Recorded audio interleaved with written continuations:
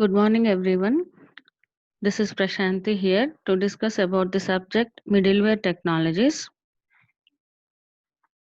These are the contents that I would like to cover in the first unit. About the first, we'll be discussing about the client server architecture. What is client server architecture, and what are the types of the servers? And next, we'll be discussing about middleware technologies. What are the different kinds of middleware technologies? And next, we'll go for client server building blocks, that is RPC, messaging, peer to peer, etc. Before going to the first topic, the client server model and all, we'll be discussing what is middleware. Middleware is a software glue that connects different softwares together. Generally, what do you mean by glue? Why do we use this glue? In order to connect two or three papers together, or any two materials together, we'll be using a glue. This middleware is also a software glue. Then for connecting, what we'll be using this glue? We'll be using this glue in order to connect different softwares together. We'll be not connecting them manually. uh, that is how that happens is it connects our computers, laptops, phones, etc.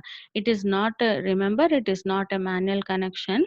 Connecting means the exchange of data between computer, laptops and phones.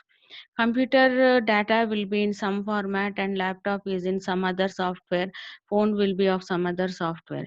Even though these three are working under different software environments, the data can be exchanged between these three devices. Okay. In order to be more clear, middleware is also called as a plumber. That is why do we use plumber? In order to connect different parts, isn't it? If you see this example, plumbing, these are the different parts of house. These different parts of house are connected by using plumbing. If they are connected, then all will work together. Without plumbing, the work will not happen. So middleware system, it is also a plumbing type of system.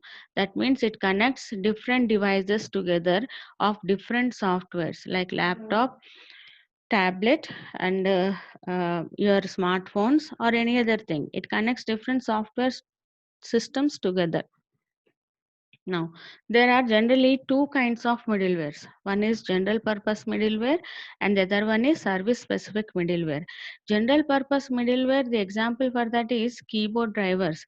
If you have a PC with you, then if you have purchased a new keyboard for that, will it work at a stretch if you connect your keyboard to the PC? No.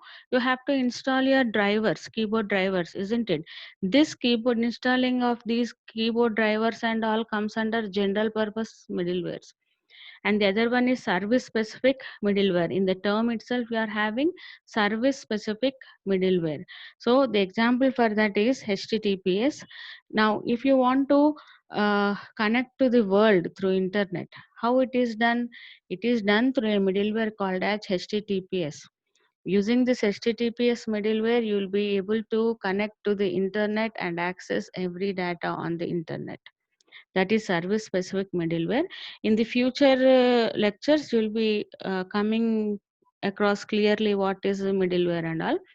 Now, in order to be more clear, this is one example. Example is Nopero. Nopero, it is a construction company giving Nopera is a company which gives permissions for the constructions. Okay, Nopera is a company which gives permissions for the constructions and it has three sectors with it. One is commercial enterprises, government enterprises, private house enterprises. These are the three different sectors where in Nopero works. So in 1990, they worked together with the same application softwares with them.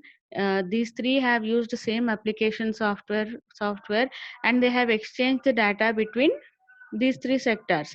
The exchange of data was very easy, but as time passed in 2010, as the data has increased, each and every sector has got his own application software. This has its own application software, this had its own application software, and this had its own application software. So each sector is working on different softwares. The exchange of data has become crucial. The exchange of data has become crucial. There was no exchange of data because they have used different softwares, isn't it? So in order to in after avoid this, after 2010, a middleware called as Oracle Fusion has arrived into picture. Oracle Fusion is a middleware. So using this Oracle Fusion middleware, the exchange of data has become easy even though they work on different application softwares. Each each and every sector will have this Oracle Fusion middleware. With that, the exchange of data will be easy. So at last, what is middleware? It is a software that provides a link between different software applications, and it is also called as plumbing sometimes. And what is the main use? It allows uh, the exchange of data between different databases, right? Now, before going to in-depth details of middleware, the first concept that we study is client server. So on the internet, we have a service called as web. Okay, on the top of the internet, we have a service called as web. This web allows you to exchange the data, share the data, or access the data. And this web is a client server model. This web is based on the client server model. What is this client server model? What is client and what is server? Client.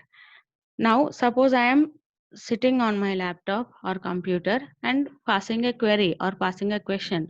How many colleges are in Hyderabad, for example? Now, the computer which asks for data are called clients. Now, I am sitting on my laptop and I am asking the question, how many colleges are in Hyderabad? Now, my computer is the client. Now, some other computer will give the answer, isn't it? Some other computer will give the response, or some other computer will give the list of colleges in the Hyderabad. So the computer which gives that data are called as servers. So the computer which pose a question is client, and the computer which answers you is the server. You have another terminology called client program. It is a program that makes a request for the data. In order to request data, you need a program, isn't it? So that is World Wide Web, WordPress, editing softwares, all these comes under the client programming or client program. And the next one is server. What is a server? It is a program. What this program will do? This program will provide all the functionalities, and it serves the programs which are called by the clients. So the servers will provide the functionalities and also serve the clients. Okay, client servers will serve the clients. Generally, these servers are of two types. One is web servers. So web servers will run on Apache, and these are used to serve the HTTP request. You'll be giving some, whenever you give a request on HTTP, that will be served. And the other one is database servers. This database server, where these database servers run, these database servers run on databases, and what it will serve? It will serve the SQL queries. Right. This is about client and server, and the client server model. Example, what all works under the client server model is your email and World Wide Web.